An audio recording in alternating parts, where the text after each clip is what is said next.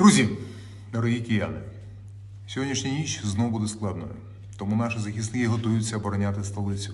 А киян закликаю провести цю ніч в укриттях, бо ворог сатаніє, розстрілює мирні домівки, продовжує знищувати нашу інфраструктуру, хоч сам несе великі втрати і людські, і військовою технікою.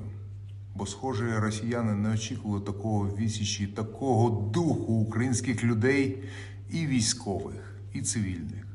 Наші воїни б'ються героїчно по всій Україні. Наші люди згуртувалися, щоб відстояти свою державу. Намагається Орда прорватися і до столиці, до серця України, до Києва. Та наші мешканці готуються дати відсіч агресору. Сьогодні був на укріпленнях, які кияни допомагають зводити бійцям тероборони, щоб вороже військо не потрапило в наше місто.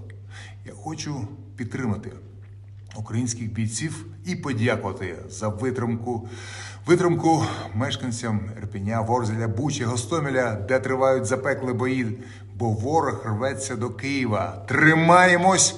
Разом вистоїмо. Також хочу нагадати киянам, що завтра з 8 години ранку закінчиться посилена комендантська година. Але вона не скасовується зовсім.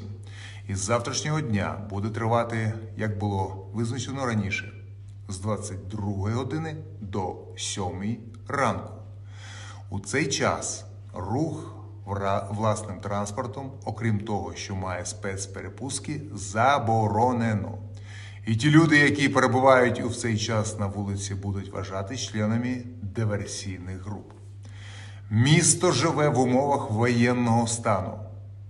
Тому не наражайтесь на небезпеку.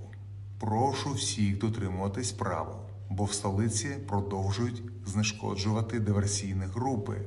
В деяких районах відбуваються перестрілки і навіть в дозволені години виходити в місто виключно за нагальної необхідності. В магазин, аптеку. Підтримуйте літніх, одиноких людей, яким необхідна сьогодні допомога. Також зазначу, що почав працювати в столиці координаційний штаб для забезпечення харчами та речами першої необхідності тих киян, яким необхідна допомога. Бізнес вже допомагає, волонтери долучаються. Дякую всім небайдужим. Збирають допомогу киянам і в деяких містах Західної України.